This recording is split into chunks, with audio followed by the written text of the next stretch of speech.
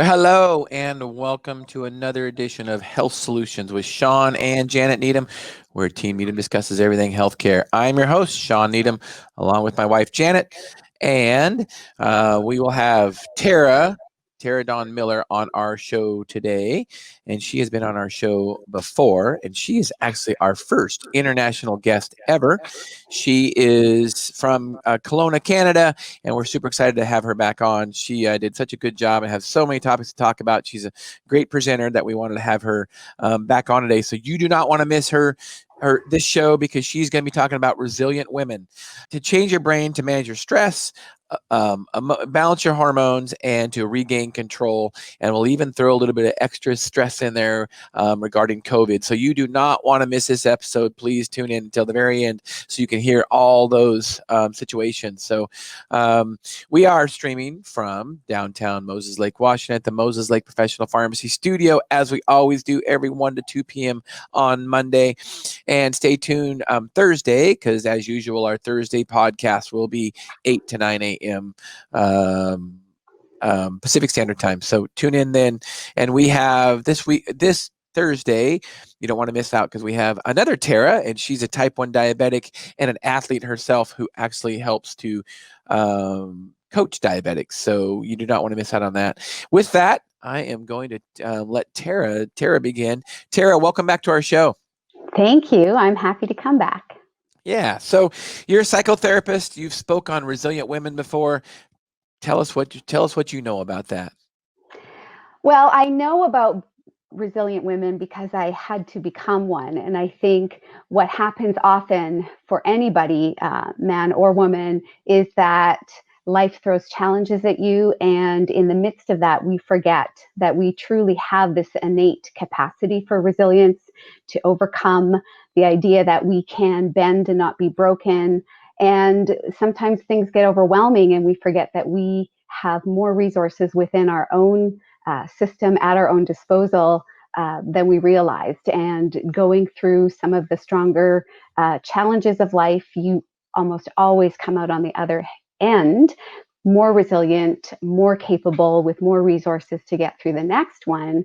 And we forget often, because sometimes life feels unfair or it's too much. And we forget that we actually do have a system that was designed to overcome, to get through those challenges and those disruptions in life. So out of my own journey and becoming a psychotherapist and working with so many women in the past 10 years of practice, a lot of my teaching and speaking engagements have been on helping support women realize that they have more capacity to overcome even the most overwhelming challenges of life than that they might have thought they had.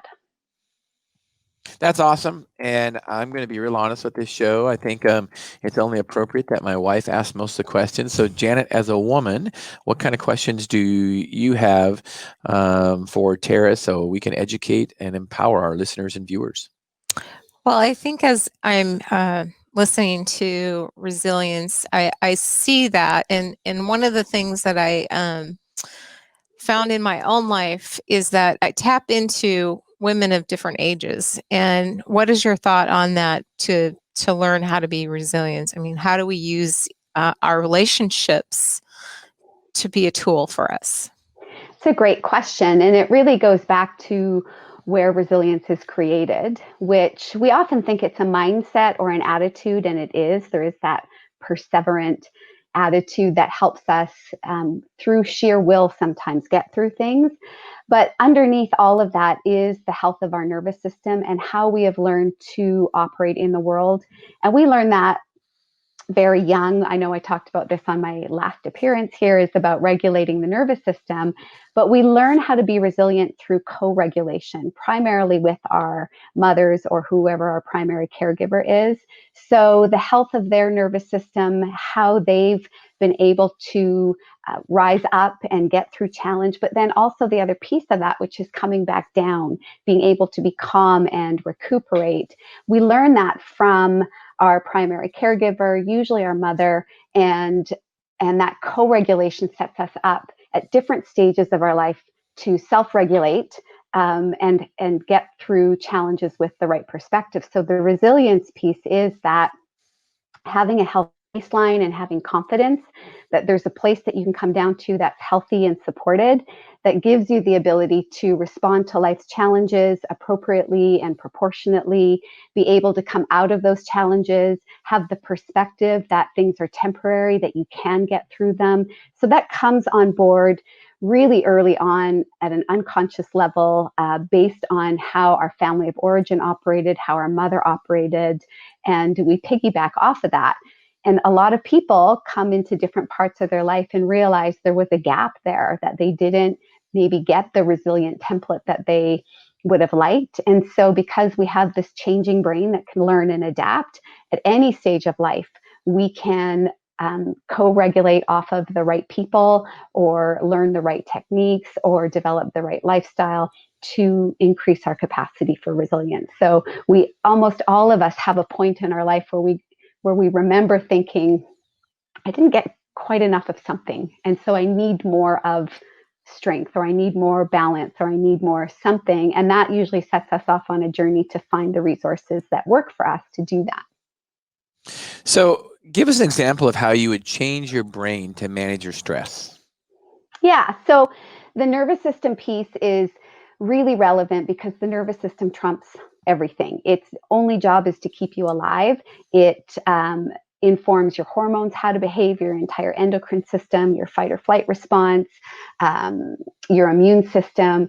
So balancing that and regulating that does start to regulate your brain. It reduces inflammation everywhere. It helps support a healthy foundation for which you build everything else for. And an example would be, often people go through challenges and they feel like they're managing quite well. And really what's happening is it's just filling up the container. It's just layering up experience, and they feel like they're coping. But then one day it's the straw that breaks the camel's back. One day they're not coping so well. So I see this a lot with a lot of women in my practice, where they've gone through really traumatic experiences of life, and maybe they haven't had the full ability or resources to really come out of it, come back down into a calm baseline. So when they see me, they've had one small thing, a trip and fall, or a dental procedure, or a minor fender bender, and they can't recuperate because they developed all of these symptoms. So there's chronic pain, there's insomnia, there's headaches, there's a lot of shame and guilt because they feel like, I operated through my life and did all of this, and now this one small thing happens and I can't get back to myself. I can't recover from this. So they feel compromised in their resilience. So what we do when they come to session is help them through their mind, through their body, connecting everything, coming back down to a place of baseline. And we just practice what it's like to realize that those events are over, or to find resources that we can capitalize on, to use the imagination and visualization to help settle the nervous system. And over time, we're basically bringing everything back down to this calm baseline over and over again, until their nervous system, which is very unconscious, realizes the threats are over, and we're creating room. We're just working to create room in their nervous system so that the symptoms can go away, so that they can resolve. In that process, as we do that, it creates new neural pathways in the brain around resilience, around support, around victories, around all the resilience that they forgot that they had because of a cascade of symptoms or a cascade of events that they felt they couldn't recover from. So a lot of the work is really strength focused, about looking at different things about them that they might have forgotten that they had, things that they used to get through previous trauma or overwhelm, and really incorporating that into the practice of visualization, remembering, tracking it with our body, helping the system keep coming down to a calmer space, and completing these fight or flight cycles that we all get stuck in, that keep us from truly resolving and coming back down to a place where we can live in a healthy, resilient, flexible way. So I'm assuming that means that we start recognizing how our body's responding to our emotions and mental status, because sometimes we're just on autopilot. We're living. Yeah. But this is being purposeful and finding that, okay, hey, I'm not dealing with this because this is going on and this is going on, correct? Right. And that will always show up in the physical body first. So if people can start recognizing when they start to feel agitated or activated or those moments of anxiety, it comes in the body first. If we can really tune into what's going on in the body, that's the cue to the nervous system. And then we can help adopt and adapt new strategies to come out of it. So if I'm starting to feel worked up, I can notice that in my physical body. I can depersonalize it by even just the idea of this is just activation because there's lots of stress going on. And then I can bring in tools at that point that are going to help me come back down into a settled place. So I can do grounding practices. I can do, track my breathing a bit better. I can take a moment and be still. I can meditate. So I can interrupt the pattern of being overwhelmed, of being activated up, which we become kind of addicted to, not on purpose, just because the brain gets addicted to the state it spends the most time in. So as women, if we're juggling all these things and living in constant overwhelm, and maybe we had previous trauma and we had other things going on that are overwhelming, we're kind of operating at this really high speed pattern that the brain will become addicted to. That will become normal, and being still and calm and that whole parasympathetic kind of rest and recovery state will feel uncomfortable. What we want to start doing is training it to go down and to do that, so that then we can be flexible in when we need to go into fight or flight and not just automatically stay in the autopilot of what else do I have to manage right now in my life. Well, and I think biologically, I don't think, when you look back biologically, I think, we forget, how we evolved. And most of the time we weren't in fight or flight. We were in a parasympathetic state and probably resting 20 hours a day. We might be hunting and gathering, which, the hunting part could be maybe stressful. You're getting chased, but the gathering part's not. So, now in our modern day environment with all the stresses of, the modern day, with all the conveniences we have, it comes a little bit of stress too. And we're not made to be in sympathetic mode all the time. We're supposed to be in parasympathetic mode. So, our Right. bodies do, our bodies do get tolerant to that and get used to it. And that's part of the problem you're talking about, correct? Absolutely, because you're right. We're supposed to be in fight or flight when there's imminent life-threatening danger. And right now, we're in fight or flight a lot throughout the day, surveilling for threat that is imaginary, that is from the past, that doesn't exist in this moment, or that's coming from the fact that we have chemicals pumping out of chronic stress in our systems.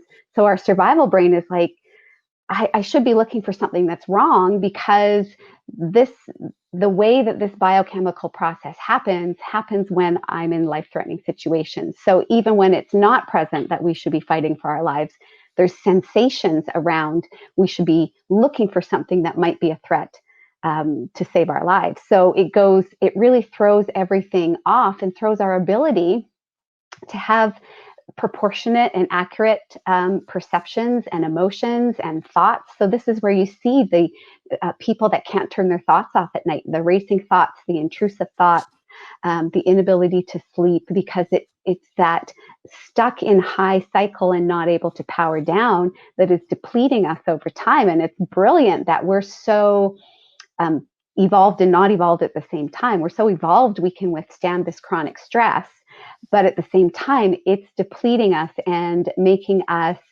suffer in ways that we were really never meant to, and that impact every part of our lives, from our parenting to our relationships, to how we feel, to how our bodies function.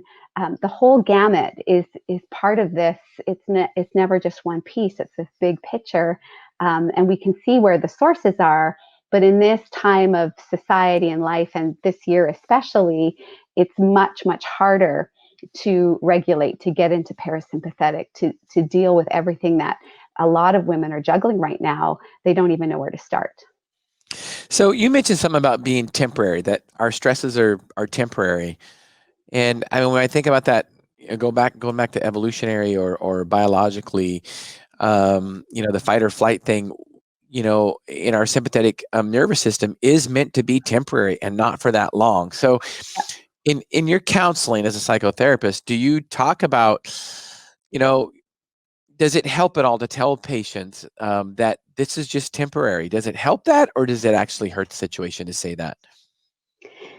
I think it helps because I think one of the parts of my job is to bring in the perspective that is missing, or bring in the resource that is missing. So the reminders of this is temporary, because even if it's chronic stress, it changes day by day. Therefore, it is temporary. It is different every day. So the reminder that it's temporary, the reminder that you've overcome things before in the past, the reminder that in 2 years you'll be telling a different story about your life, those things help depersonalize, because when we're in the midst of it, it's all personal, it's all huge, it's all something that we can't wrap our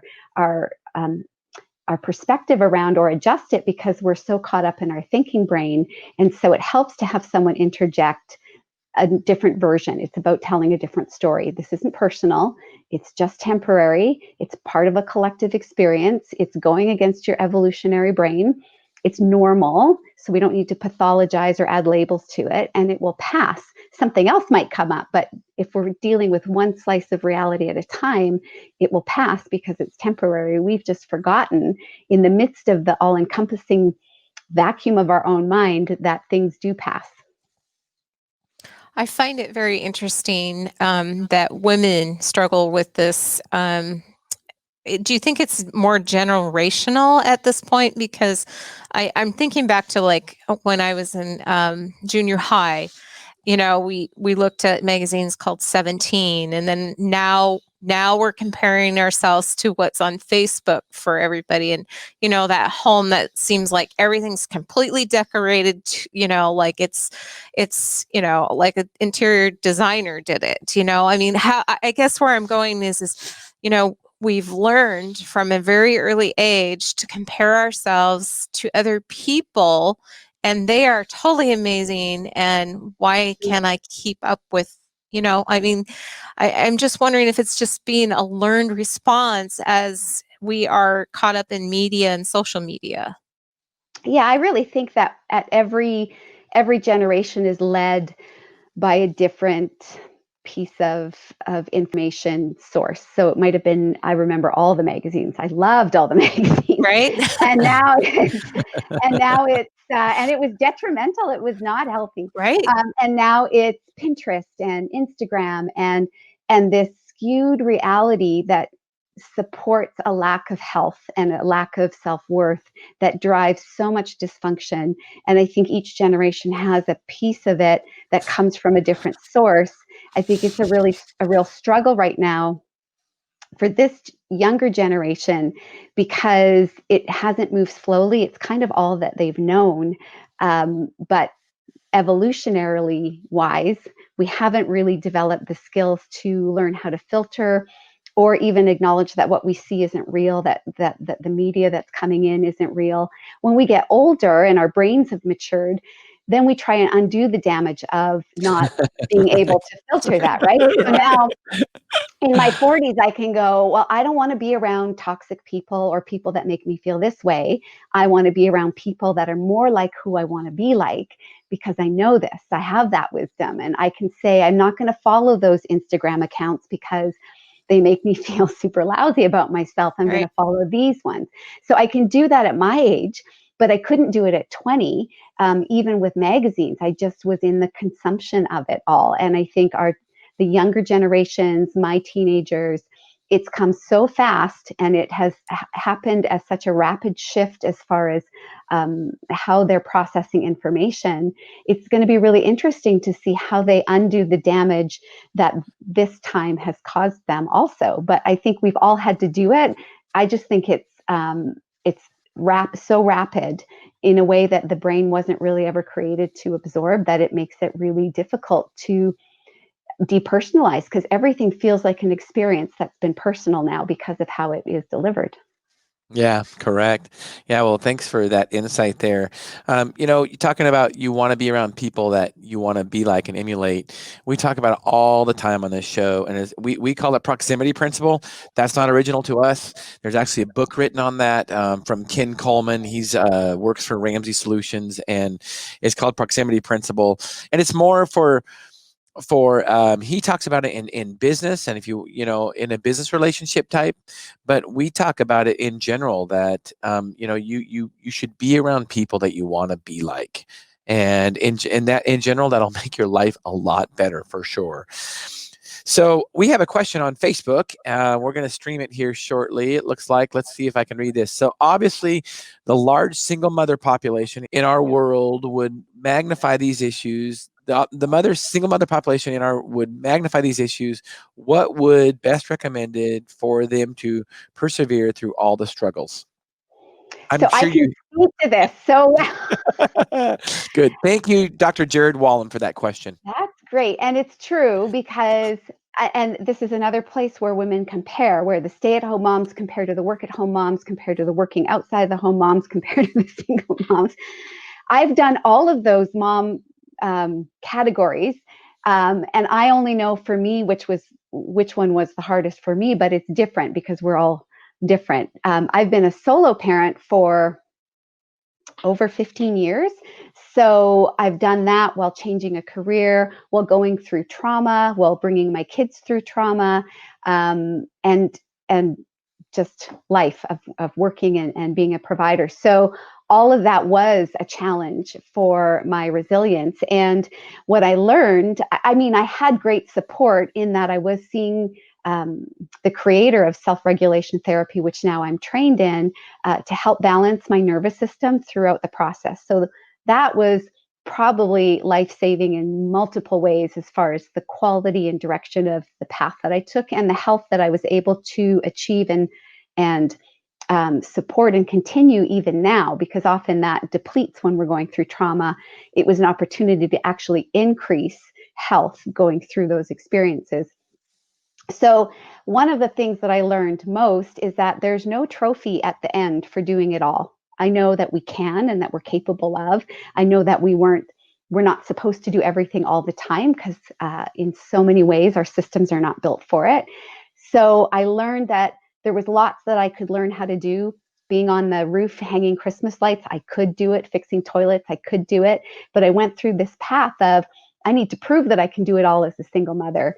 And it was a recipe for energy depletion, hormone dysfunction, just feeling lousy all the time. But also there was no reward. And so one of the things I tell single parents a lot is there's no reward for doing it all by yourself. There's no trophy at the end. There's nothing in it. That martyr complex that we feel like is going to give us some kind of victory at the end is false. It's what's going to be better for you is acknowledging where you need help. And even like if you're in a career, where are your strengths? So focus in on your strengths. So as a single parent, where do you need to be strong? Where do you need to be supported? Identifying very strategically what kind of help and support that you need.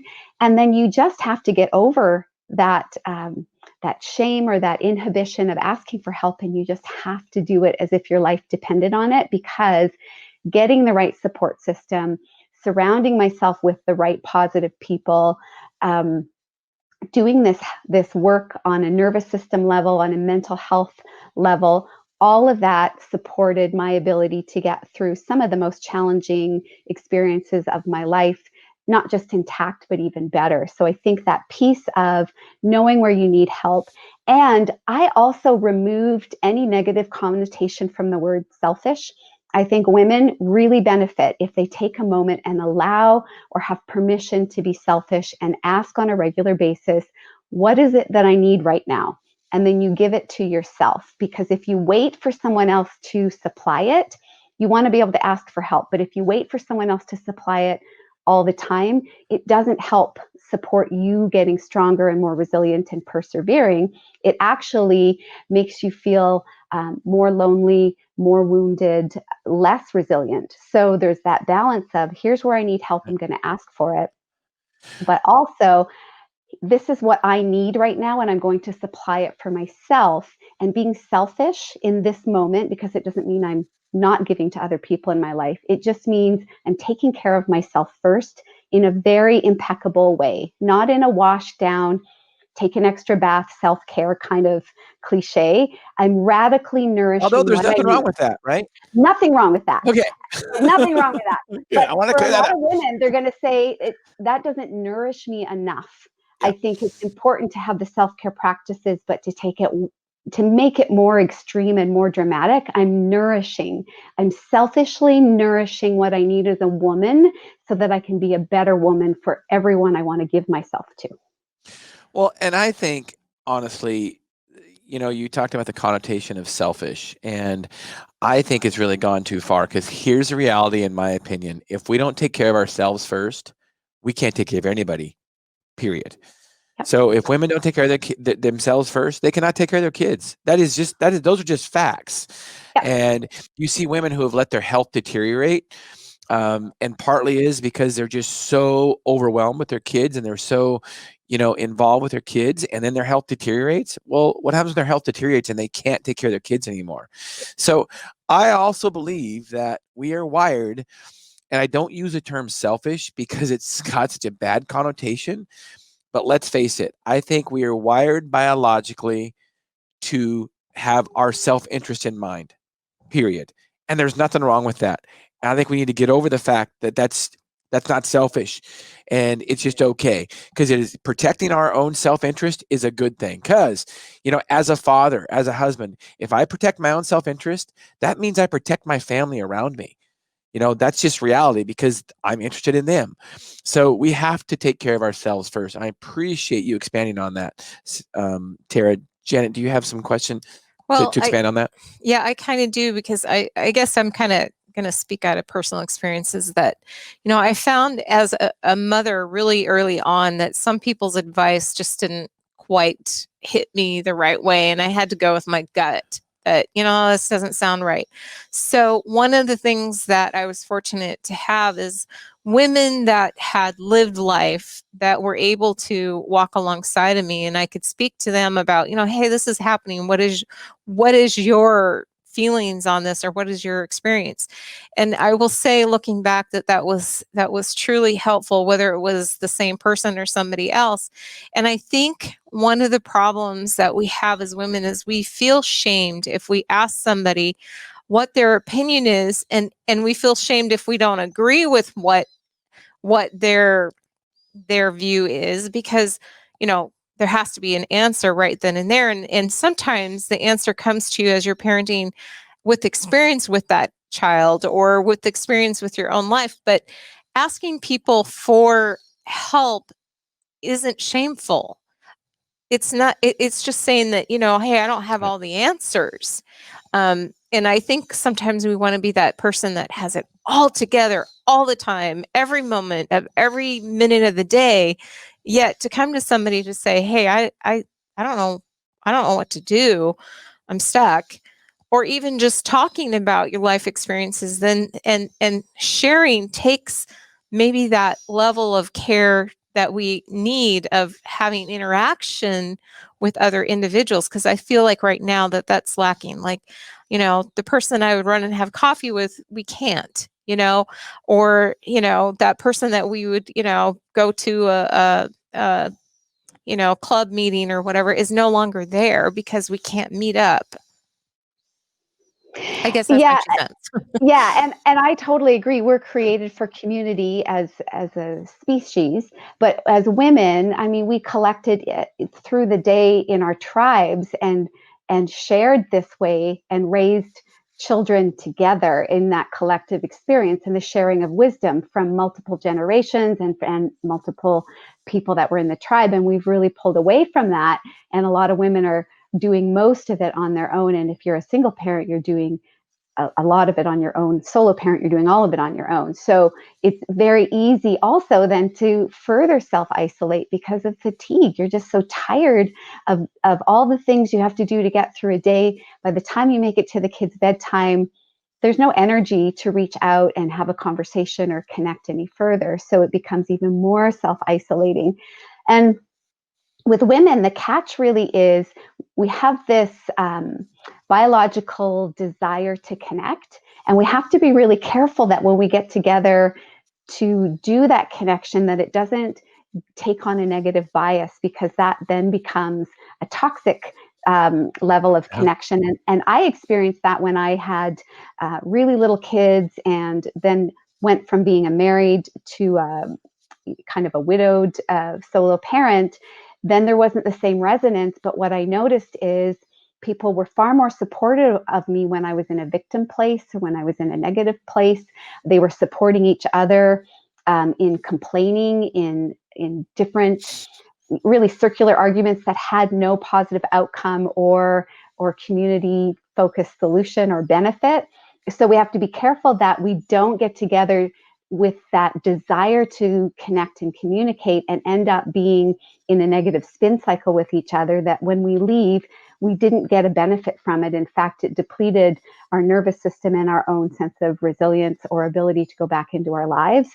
So there's the balance of that, and then looking at what can I do in my circles of influence to be a positive instigator, to have solution-focused, positive, reinforcing, uplifting of women kind of conversations, that when we get together, we're supporting each other in the connection, but in a way that elevates everyone. And I think it's a mindfulness going into interactions and supporting other women that we can take on to make the space better. Yeah. Thank you for that comment. That is, I think, so true.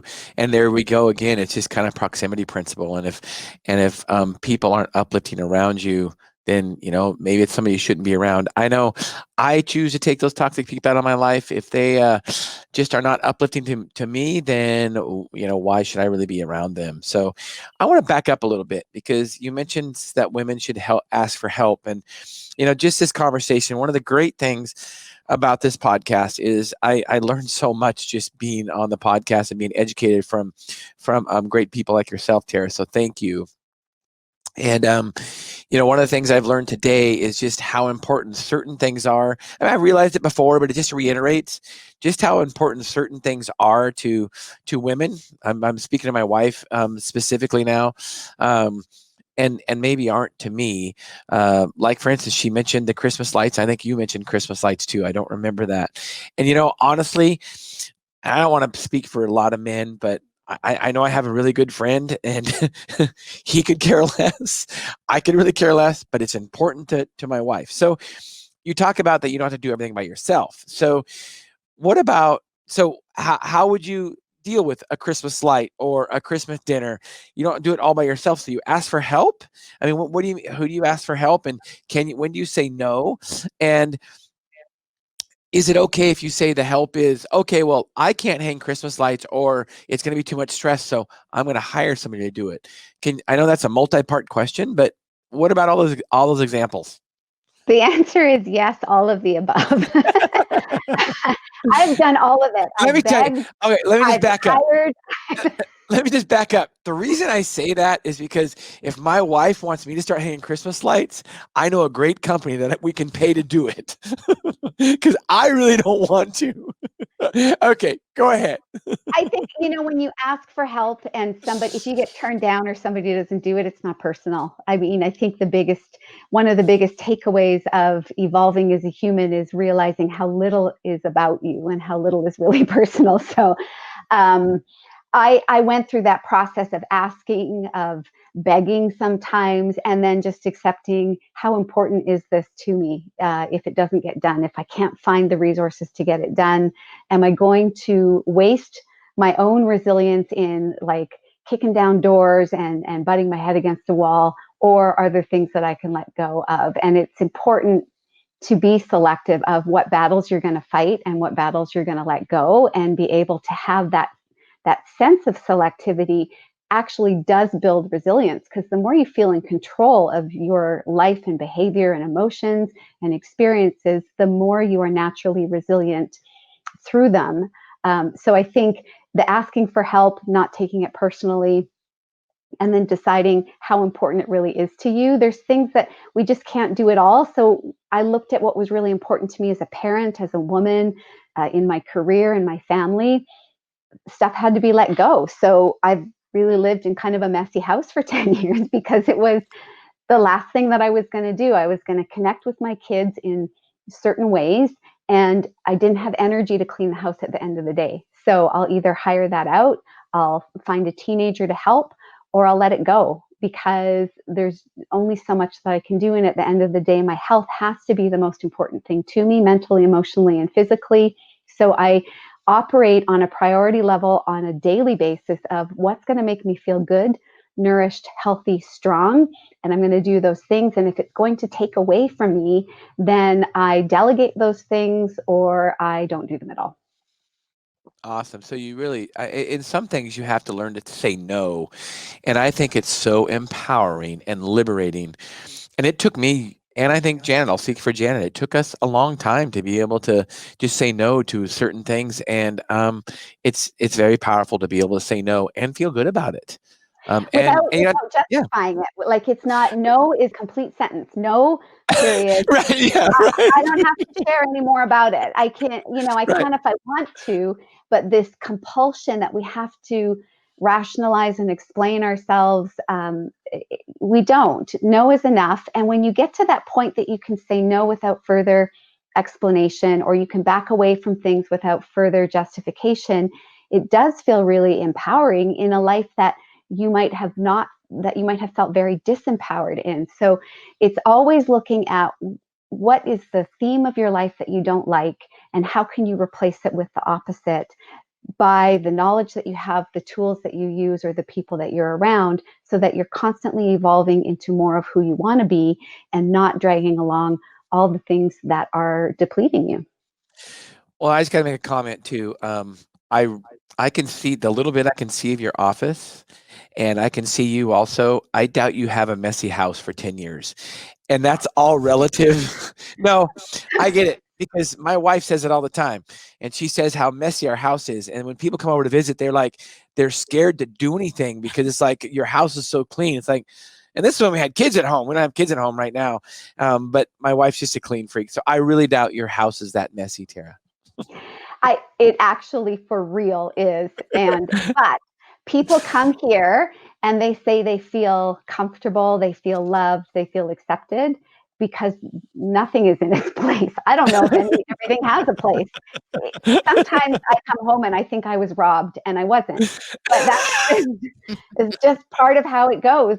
I have focused on, like with my family and myself, I focus on things that make me laugh. I mean, obviously, we're constantly cracking jokes around here. Humor is so important for resilience and hormone regulation. We focus on being active and moving and athletics. And so it's just one of the things that I was okay to let go of, because even though it had judgment from other people, sometimes it was not mine to take on. And really, at the end of the day, the warmth of this home and the family I created in my own health and longevity was so much more important that I didn't even need to touch it anymore. Awesome. Well, good for you. And thanks for explaining that to us. That's very empowering for a lot of individuals, for sure.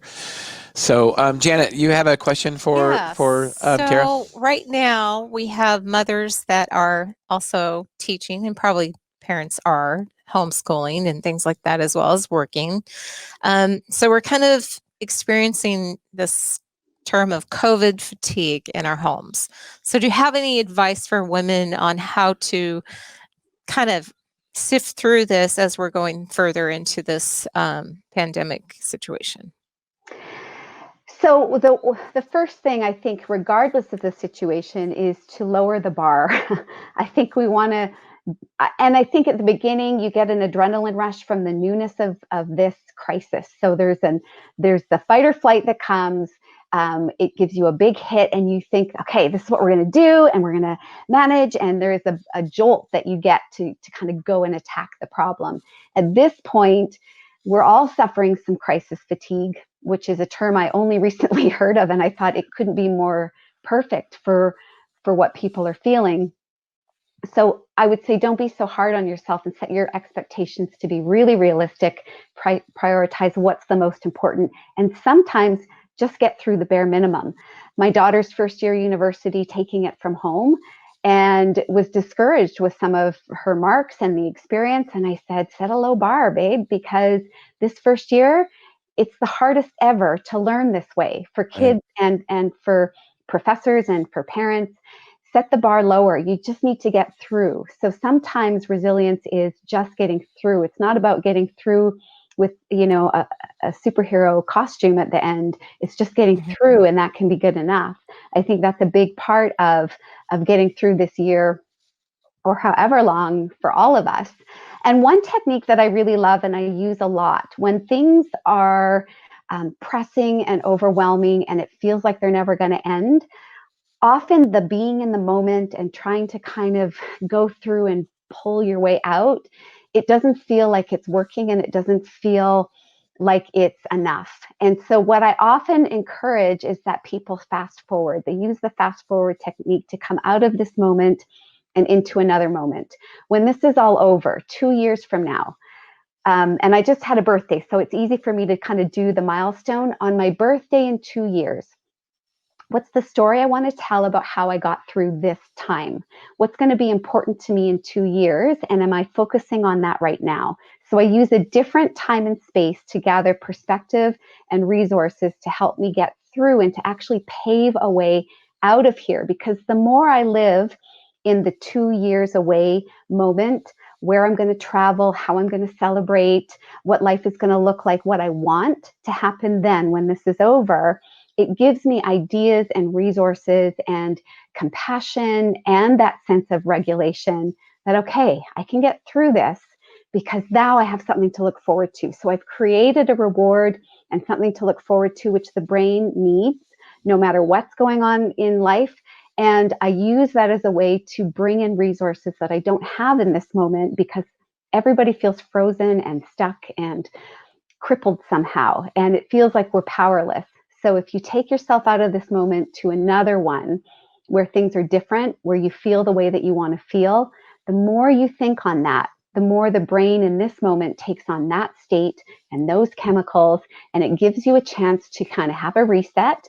And you'd be surprised, that little visualization technique, how you become more creative, how suddenly solutions appear to you, how you feel like you can get through another day when it feels like the worst day.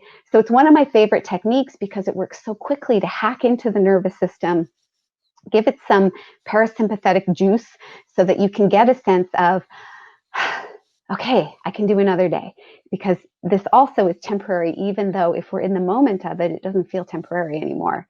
But we can kind of trick the brain into remembering that one day this will be over. And there's other things and there's more life on the other side of it too. Well, everything is temporary. In fact, that's a law of physics, right? That there's an end to everything.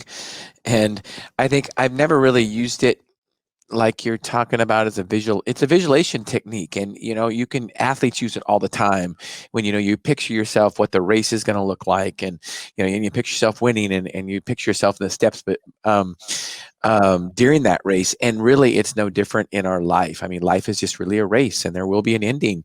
So you have to have baby steps through the way and long-term goals through the way, and just visualize yourself getting through it.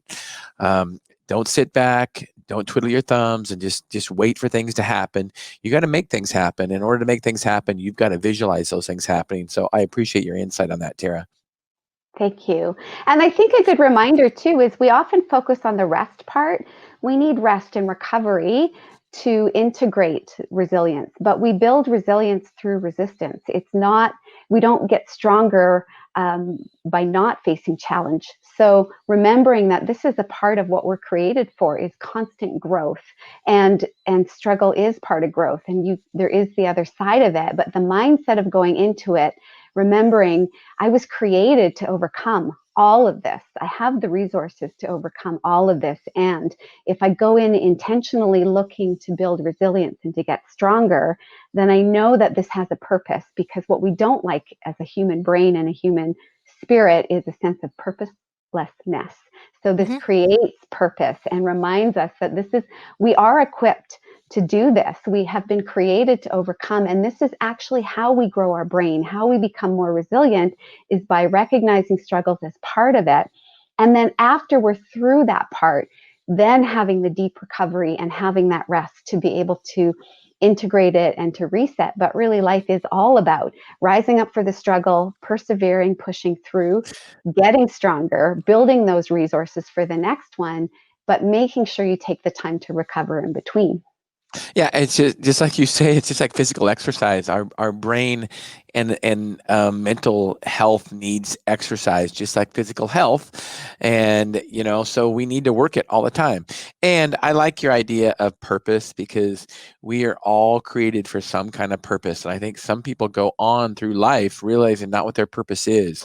And I think you really have to realize that all of us have a purpose, and we need to figure out what that purpose is, and then that will drive our passion. And we know what our purpose is, it'll drive our passion, and it'll make us be able to respond and help people even more so.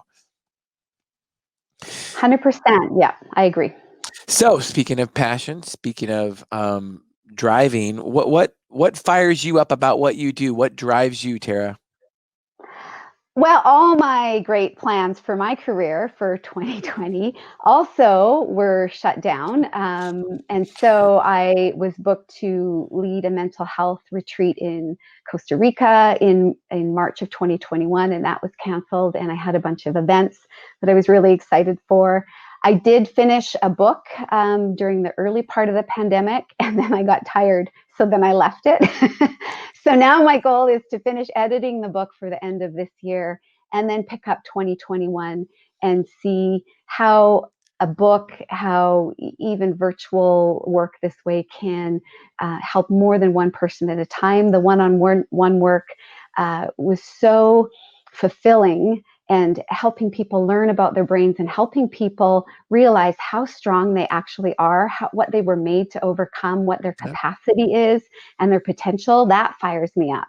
So to be able to do that on a bigger scale, to help influence program creation for mental health that has this neuroscience focused, that helps people get further along than they were before, that fires me up. So if I was going to set a goal for 2021, 2022, those would be it. Awesome. I love it. So how do people get a hold of you, Tara? How do people find you? Best way is through the website, taradawnmiller.com. TaraDawnMiller.com. That's awesome. So speaking of books, I wrote a book. It was only available on Kindle, Amazon Kindle form up until recently. I finished the paperback cover. I just proofread it over the weekend, and I approved it. So it will be available on Amazon shortly. The paperback version, also the audio version. I finished recording over the weekend. It is called Sickened: How the Government Ruined Healthcare and How to Fix It. And the great thing is it's just what we're talking about today. One of the steps to the solution, one of the first step in this in the 6-step solution is you, the individuals, need to be proactive in your health, not just physical health, but that's mental health overall. You need to be proactive in that health, and listening to people like Tara can definitely help you do that. And that's what we want to do on this podcast, Health Solutions with Shawn and Janet Needham, where we educate and empower consumers all over the world. And we are so enjoying that. That's our purpose. That's our passion. We really love that. So you've been listening to another edition of Health Solutions with Shawn and Janet Needham. Tune in Thursday. You don't want to miss it. Tara Thomas, she's a type 1 diabetic for over 25 years herself. And now her passion and her purpose is to teach diabetics how to control their health and control their diabetes. She's a athlete in herself, and she trains other diabetics that are athletes. And I'm super excited to have her on. So Thursday, 8 to 9 a.m. Pacific Standard Time. You don't want to miss that. Tara, thank you so much for being on our show today. Thank you. I was so glad to come back. All right. You've been listening to Health Solutions with Shawn and Janet Needham. Thank you so much for listening and watching.